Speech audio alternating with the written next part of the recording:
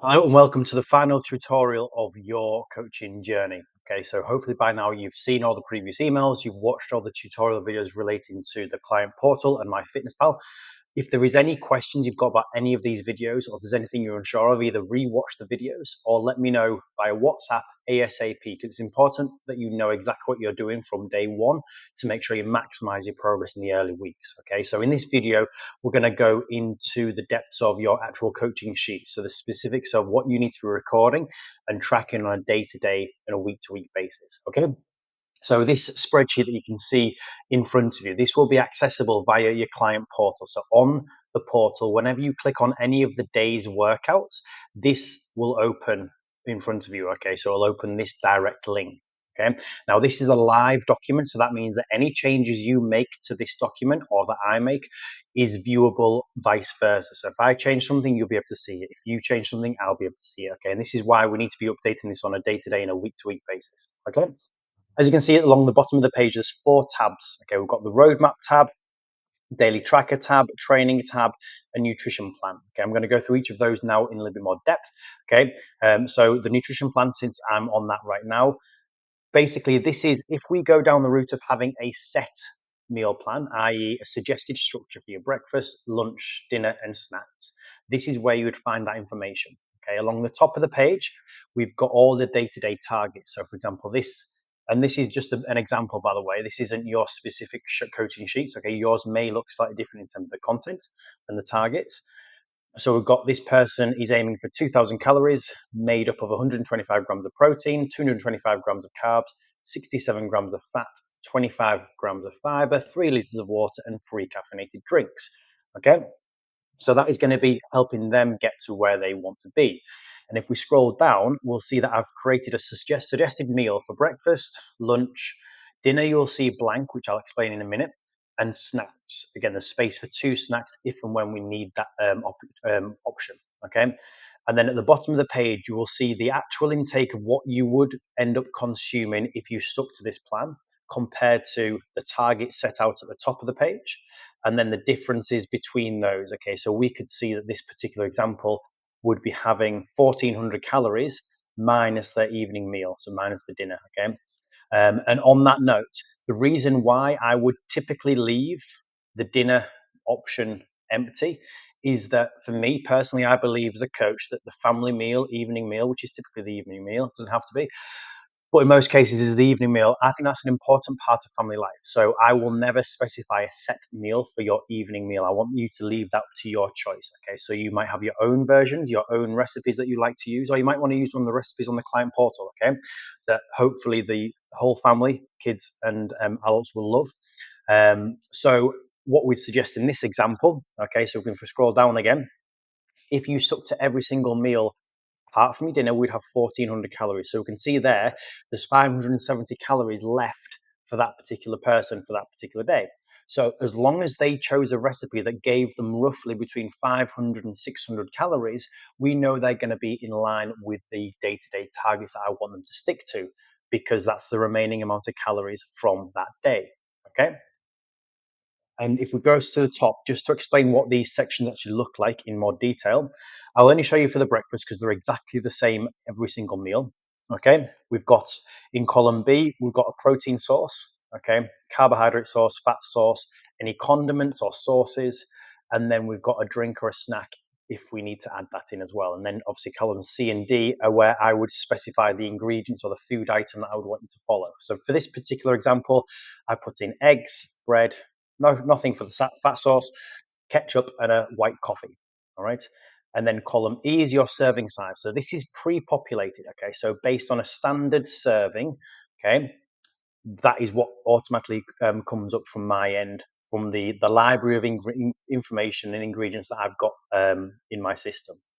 The number of servings, this is how many I want you to have of that item. So for example, the serving size of an egg is 1 egg. I want you to have 3 servings. So that would be 3 eggs. Okay.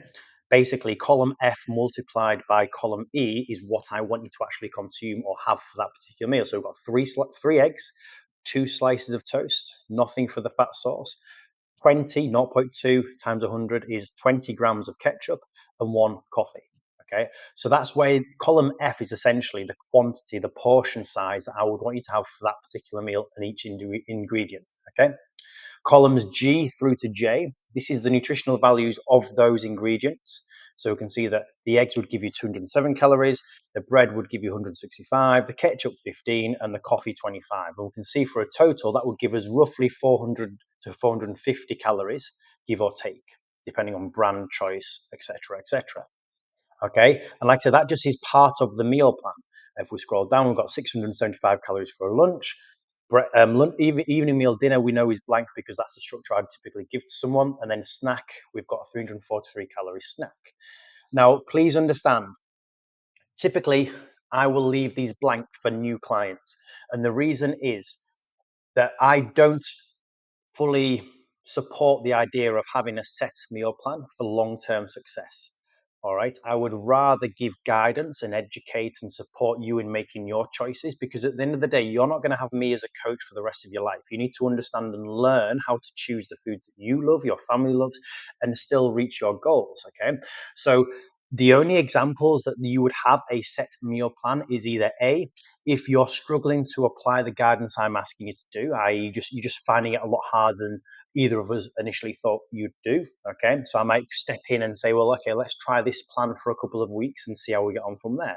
Or B, you're coping well in terms of the meal choices, but for whatever reason, you're not seeing the progress that we would ideally want. And therefore, again, I might step in and say, oh, okay, let's just be a little bit tighter and a little bit stricter in certain elements just for a while, just to make sure we get the ball rolling in the right direction. So they're the only typical examples I would use a meal plan. So chances are when you open up your sheet from your portal, this page will be blank. The only reason I'm showing this as an example is to make sure you understand what it would look like if and when we need to use it in the future. Okay, so that's your nutrition plan. If we then go back to your roadmap, okay, this is essentially an overview of your journey, or as I see your journey planning out. Okay, along the top, we've got your goals. Again, this will be personalized to you. So, again, don't worry that this isn't going to be your specific targets or goals. These are just examples I've made up. This would be taken from your PAR-Q form. So the information you give me in your PAR-Q form will be displayed at the top. You've got your goals that you want to achieve and what achieving these goals would mean to you. Okay. And then underneath that, we've got a statement that you again would provide of what you believe success would look like. And the reason why I include these on the roadmap is it's a visual reminder, a motivation, if you like, of what you want to achieve. And it's a reminder for that every single time you log into your spreadsheet, we can see, well, why is it I'm doing this? Why is this important to me? Because there will be, and I'm going to be honest, there's going to be days and potentially weeks where you think, oh, this is hard work. I don't know if I can do this anymore. And we need that motivation, that reminder of, yes, there's a reason behind this. Okay. The reason why I'm doing this exercise is because of X, Y, and Z. The reason why I'm being better with my health and nutrition is because of X, Y, and Z. Okay, of course, I'm going to be there to step in every step of the way, but having a visual reminder of your goals is massively, massively beneficial to your overall progress. Okay, so that's why I include these at the top of the spreadsheet. If we scroll down in column B, we'll see the week commencing. So this is obviously the start of week 1, week 2, week 3, and so on and so on and so on. Okay, obviously this is going to be applicable to the start date that you've been given. And you'll see if we scroll down, I always plan for 24 weeks. Okay. And there's a couple of reasons why I plan for 24 weeks. One, it's important for you to understand where you are now in relation to your long-term success. Okay. I don't believe in short, quick fixes. Okay. They don't last. They don't give sustainable long-term results. So I plan for 24 weeks so that you know, right, well, I'm going to have a couple of weeks where we're focusing on fat loss. Then I'm going to have a couple of weeks where we're making me focus on muscle building. Okay? And you get a better idea of where you are in your long-term success. Secondly, okay, most clients stay with me for at least 24 weeks to get the most out of their progress. Okay, so again, rather than just always starting from scratch, we can zoom out a little bit further and see a bigger picture, and that allows for more success in the long term. Okay, column C will see overall focus. So throughout your journey, you're basically going to be having a weekly focus of whether it is a lifestyle assessment, as you can see here, habit building, health and well-being, maintain your physique, muscle building, or fat loss. And I will select where I foresee you being at which particular part in your journey based on how you're progressing and also your starting point. Nutritional phase, basically whether or not you're in a deficit, slight, moderate, or aggressive. whether you're at maintenance calories, whether reverse dieting out of a deficit, or whether we're being in a calorie surplus and trying to build muscle. Training focus, as much as there's always going to be the specifics of, for example, client who might want to be a marathon runner or a person who might want to be a bodybuilder. Yes, we would get to the nitty gritty of that more in depth during your week to week focus, week to week feedback. Sorry, but as an overview, we can see whether we're going to be focused on strength building, hypertrophy, which is muscular size building, muscular endurance, so more higher rep stuff, cardio and conditioning, or deload week. So a deload week would basically be like a rest week where we maybe take our foot off the gas, we allow our body to recover so that we're not constantly stressing our body too much. We need it to let it rest and recover. Okay. Activity focus essentially is your day-to-day activity steps, whether it's not applicable, i.e. as an assessment week or a deload week where we wouldn't care how many steps you took. It's moderate daily activity is 7,000 to 8,000, a little bit higher, 8,000 to 9,000. Or if we're really trying to maximize the output, physical output, it might be 10,000 or more. Okay. And the events trips column G, this is basically where once you have access to your spreadsheet, and I'd like you to do this as soon as you've finished watching this video, log into your portal, access your spreadsheets, and fill in for the corresponding weeks anything that you have got planned socially, family wise, holiday wise, birthdays, weddings, anything that potentially would disrupt your ability to stick to the plan that I would like you to do. Okay. And the reason is that the more information you put in here, then I can plan better further on in the journey. Because, for example, if you inputted that on this third week you've got a holiday for 5 days, okay, well, of course, that's going to affect how many times you can train. It's going to affect how whether or not you can be in a deficit. It's going to affect what focus point we have for that particular week and potentially the next week. So then I would be able to adapt and adjust and update the plan in line with the information that you enter on this events trips column. So just make sure you first access to the spreadsheet, you update this column, and then if anything ever changes, again, just update this as and when, because the more information I have in relation to your lifestyle, personal lifestyle, because it's going to be unique to you, just update that column, please. Excuse me. Now, one of the key things you've got to understand is that this is not set in stone. This is not the plan that we are going to stick to 100%. It's an overview of where I foresee and predict you going if everything goes to plan. Now, of course, life is not going to go to plan every single week. There are going to be weeks where you might get ill, your kids might get ill, you might have a really busy week of work, you might have a trip away. Whatever might happen, we will need to adjust and accommodate different things week to week.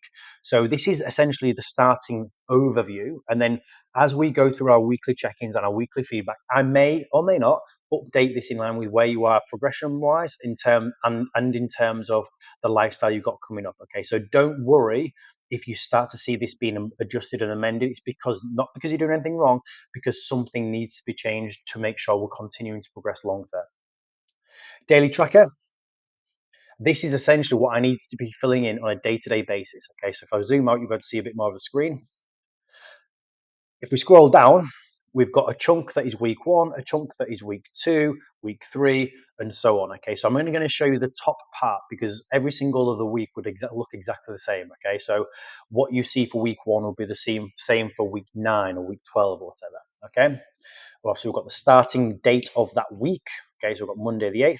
Be aware that not every client starts on a Monday. I have some clients that have a starting date of a Friday, and your spreadsheet would obviously show this. So you may start on Friday the 12th. Okay, because in line with where the check-in falls, because obviously I can't do everyone's check-ins, on the same day. Okay, there's not enough hours in the day. I will spread them throughout the week. So don't worry if your starting day isn't a Monday. We simply start the plan from the first day and date that I specify on your spreadsheet. This will be prior agreed in text format on WhatsApp. I'll let you know when that is. Columns D through to J are all related to your nutrition. Okay, so in these peachy coloured cells are the targets that I want you to be aiming for. Okay, and then all you would do for each particular day of the week is you would fill in the information that you'd get from MyFitnessPal. So obviously from the previous tutorials, you'll know how to use MyFitnessPal or any other calorie tracking app. You record your food on a day-to-day basis. At the end of each day, you would simply fill in how many grams of protein, carbs, and fats you've had. So, for example, let's say you've had 134 grams of protein, you've had 219 grams of carbs, and you've had 69 grams of fat. Column G are how many calories you've consumed based on that information. Now, you'll see that it automatically calculates that for you. You don't need to enter that. The reason is that sometimes the calorie tracking app can miscalculate this. Different ones can do it more often than not, okay? But some can be quite temperamental in terms of correctly calculating the calories. So I've set the spreadsheet up so that all you need to do is enter the protein, carbs, and fats from the app, simply copy and paste, okay? Copy and type, and the calories will automatically calculate. Nice and easy. Same thing for your fiber. You enter how many grams of fiber you've had. Again, you take that from MyFitnessPal or whichever app you use. Let's say it says 21. Water, how many liters of water you've had. This is obviously from memory or a record that you keep mentally or written down or in an app, whatever, of how much water you've had for that particular day. Use a decimal, please, if you need to. For example, if you've had 2.5, don't just put 2. We need to see that it's 2.5. Or, for example, 2.25 would be 2.25. Okay. Hunger level. This is a numerical scale subjective to how you feel on that particular day. Drop down menu 1 to 5, 1 being really low hunger, 5 being really high hunger. Okay, just rate it how you feel at the end of that day, how you feel for that day as a whole you've been in terms of your hunger. So, for example, you might put 2. Column L is your day-to-day activity. So how many steps you've taken. You'd get this information from either your fitness watch, smartwatch, your phone, anything that you use to monitor your activity level. So again, let's say as an example, it says you've done 9,321. Columns N through to R are based on your lifestyle. So we're looking at sleep, stress, energy, and general well-being soreness. Okay. So sleep quantity, again, if you've got a fitness watch, a smart watch, you'd take this information from there. Just like with your water, use decimals. Okay. So if you sleep for, let's say, 7.5 hours, you'd put 7.5. Don't put 7:30 like a lot of people do. Okay. 7:30 would be 7.3, not 7.5. Okay. So it's not how many minutes you sleep for, it's the quarter, half, 3/4, or the hour. Okay, just round it up or down according to that. Okay, so again, just as an example, if you slept for 7 hours 45 minutes, you'd put 7.75, 7 3/4. Sleep quality, like the hunger, is a subjective numerical scale. 1 being really poor quality sleep, 5 being really good sleep, based on how you feel it's been in your opinion. Daily stress, again, subjective numerical scale, 1 to 5, 1 being low stress, 5 being really high stress. Energy levels, same thing, 1 being low energy, 5 being bouncing off the walls, really highly energetic. And muscular soreness slash well-being slash illness. Basically, if you feel fantastic, that would be a 1 because nothing is sore, nothing is unwell. Okay, but if everything hurts, everything is kind of unwell, so to speak, you'd put in there a 5. Okay, so we can see where you are in relation to the soreness of the body, so to speak. So again, ideally, it would be a 1. Columns T through to Y are all based on your health. Okay, so we will be looking at things like your heart rate, blood pressure, blood sugar, and cholesterol. Okay, now as a typical example, most people's blood pressure, blood sugar, and cholesterol will be grayed out, and that is because we only are concerned with these elements if you have a prior health condition. Okay, I don't want to know what your blood pressure is if you've got no health concerns relating to your blood pressure. Okay, however, resting heart rate, I would want every single client to be monitoring. Again, you'd get this from your smartwatch, fitness watch, your phone, anything you use to track your day-to-day well-being. Okay, and again, you just enter the number. Don't enter BPM. Obviously, we're looking at beats per minute, but I don't need that scale. I just need the number. So, for example, let's say your watch is saying your resting heart rate for that particular day was 68. Right? If you have a prior health condition, I will ungray a particular column that we need to, so that we can then enter information into that. Okay, but again, like I said, that's going to be very person specific. And then if you go through to columns A, and AB, this is female only. We're looking at the menstrual cycle. So guys, you can switch off for a moment. Okay, females, the reason why we need to be monitoring this is because your menstrual cycle, your monthly cycle, is going to affect a number of different areas that we need to be monitoring: health and well-being and performance. Okay, so a simple drop-down menu of, are you on your period? Yes, no, or not applicable. If you don't have periods for whatever reason, just click not applicable. If you're just not on your period at that moment in time, just click no. If you are, obviously it's a yes. And then any symptoms that you are experiencing for that particular day. Okay. So, for example, you might be really hungry, you might be low on energy, you might have low motivation, you might be aching everywhere, you might have bloated, you might be having cramps, whatever it might be. Okay, so let's put an example in there: bloated, um, cramps, and craving chocolate. Right. And the reason why I need to know that information is because there will be a pattern, whether that's on a monthly pattern, a bi-monthly pattern, or longer. Okay, there will be a pattern to your symptoms, typically in relation to your monthly cycle. And what we may need to do in the future is plan for that in relation to your training and nutrition. Because, for example, if you've got really high hunger in weeks 3 of your monthly cycle, there's no point me asking you to then suddenly drop your calories, because you're not going to be able to stick to it, because you're going to find it too hard. And that may result in you feeling like you're failing and then giving up entirely. Whereas if we plan for that, potentially by increasing your calorie guidance, that might allow you to be feeling a bit more positive, more successful. So then you're going to stick on plan, and then we can adjust your calories for the week where you maybe have zero hunger. Okay, so the symptoms are very important in terms of adjusting your plan long term. And like I said right at the very beginning, it's important we update this spreadsheet on a day-to-day basis. Reasons being, if you don't, if you do it at the end of the week, you will forget how you felt 3 days ago in relation to your hunger, your sleep, your stress, your energy, your soreness. You won't be able to remember accurately how you felt. So the subjective measures would all be completely inaccurate. And that means I can't assess how your body's responding. Okay. So it's always important that we do this at the end of each and every day. And also, secondly, the longer you leave it, I then can't monitor you on a day-to-day, week-to-week basis, because I sometimes, and for most clients, will have a look at your spreadsheet every couple of days just to make sure everything's ticking along nicely. But if you leave it to the end of the week, there's going to be no information for me to monitor and assess. And I will be able to only be able to assess your progress at the end of each week, which then reduces the feedback I can give you. Okay, so please, please, please do your very utmost to update this on a day-to-day basis, please. And the last tab is your training tab. Now, this one is training 1. Obviously, as the weeks progress, there'll be training 2, training 3, training 4, and so on. Okay, so every week we'll have a new training tab.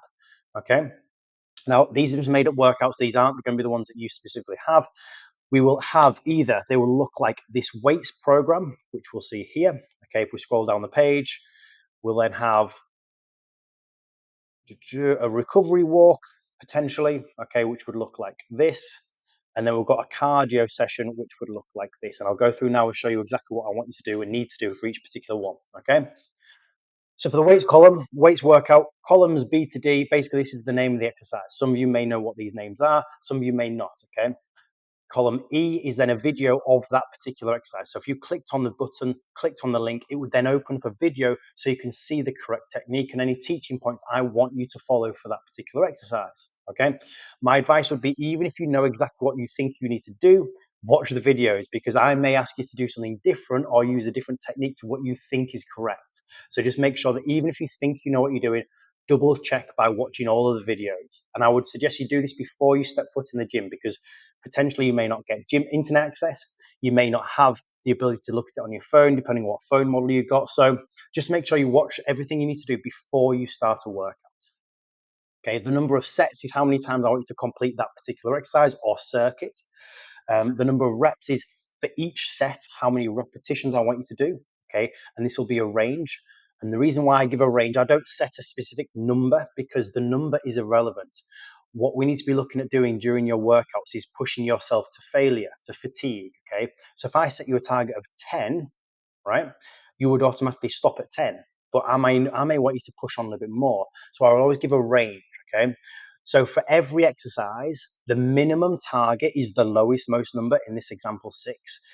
The uppermost number would be your uppermost target, so anywhere between 6 and 8. And this is more important in relation to your weight selection, which I'll come to in a second. All right. The column H is your rest period. All right. So it's simply the time that I want you to rest between sets. Now, this gets a little bit more complicated, so bear with me. If anything is linked, in fact, let me just unlink this for the time being. So ignore me for a second. Okay, so if an exercise looks like this, and we've got the bench chest press, 4 sets of 6 to 8 reps, what you would do is this particular exercise for 6 to 8 reps, and you might rest for 1 minute. Then you'd go back and repeat this 4 times in total, 6 to 8 reps, rest 1 minute, 4 times.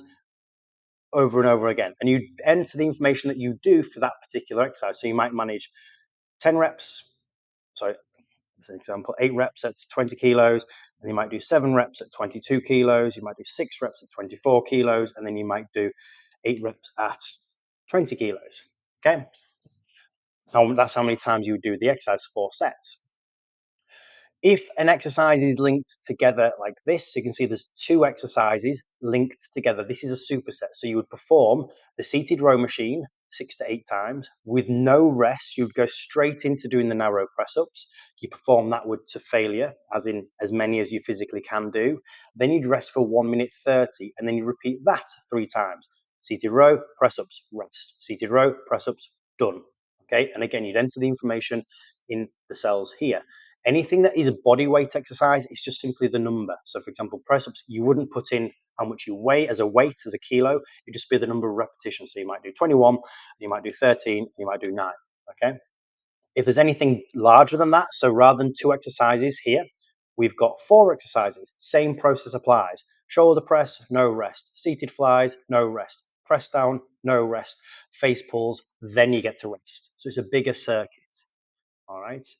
Now, just a quick note on the repetitions again.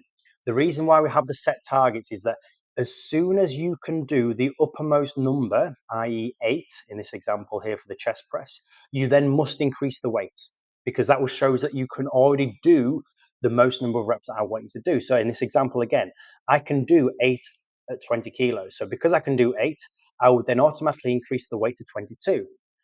Let's say again, I do 8 again. Fine, brilliant. I can keep going because I've still not fallen between that range of 6 to 8. I'm still at the uppermost number. So I'd increase the weight again to 24. And then in this example, let's say I did 5 reps. It was a little bit too heavy, but I did 5. So because I'm a little bit short on that repetition range, I would want you and need you to drop the weight back down again, because it's getting a little bit unsafe because you're struggling to do the lowest most number. Okay, so if you can't do the lowest most number, make the weight in the next set lighter. If you can do the uppermost number, make the weight in the next set heavier. Hope that all makes sense. And you just record the weights and the reps for every set of every exercise. If we scroll down, if I set you to do a recovery walk, okay, this is simply a case of you complete the exercise that's in this cell here. So for example, 40 minutes of walking. And if you do it, you tick the box. If you don't do it, you leave it blank. Okay, nice and straightforward. And then the last type of workout you would potentially get would be a cardio workout. In this example, it's a run. It might be a swim. It might be rowing, whatever it might be, bike ride. Okay, specify it in the name column. Underneath that, we've got a warm up for 5 minutes. This is essentially your structure that I want you to do. Warm up for 5 minutes, gentle speed, followed by 3 minutes of stretching. And then perform the workout detailed to the right. And then once you've done this, the workout details, you then finish with 5 minutes at a gentle speed to cool down. Okay. Now for the cardio workouts, if you've got a fitness watch or smartwatch, only click start when you start the main component of the workout, not for the warm up and the cool down. I do not want to know what your heart rate was for the warm up. I only want to know what your heart rate was for the main part of the session. So for this example, you do your 5-minute warm up, your stretches, click start on your watch, and then you would do a run for as far as you can in 40 minutes. Once that 40 minutes has elapsed, you click stop, save, then do 5 minutes cool down. Because that way, the data that we're looking at is specific to the actual performance element of the workout. And then all you do is simply take that information from your watch or your phone, where that data is stored, of how far you traveled.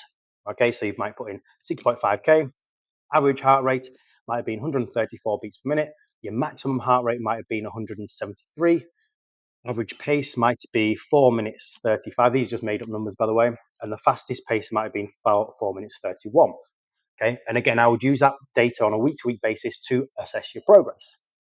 And that is all the workouts or the styles of workout you would have to fill in on a week to week basis. Like I said, then you'd have training 2 for week 2, training 3 for week 3, and so on and so on. I appreciate the length of this video is very long, but hopefully it makes sense. If there's any questions based on what I've shown you in this video or any of the previous tutorial videos, please let me know ASAP. Anything, just drop me a message on WhatsApp and we'll go over any kind of questions or doubts you've got, because I want to make sure you can hit the ground running from day one. Okay, but hopefully it all makes sense. You will have now access to your client portal. So get logged in, open this spreadsheet, go into the roadmap, update the events and trips column so I can see what is planned for the next few weeks ahead. and I will update it if we need to. But yeah, I'm very much looking forward to working with you, and I will speak to you very soon.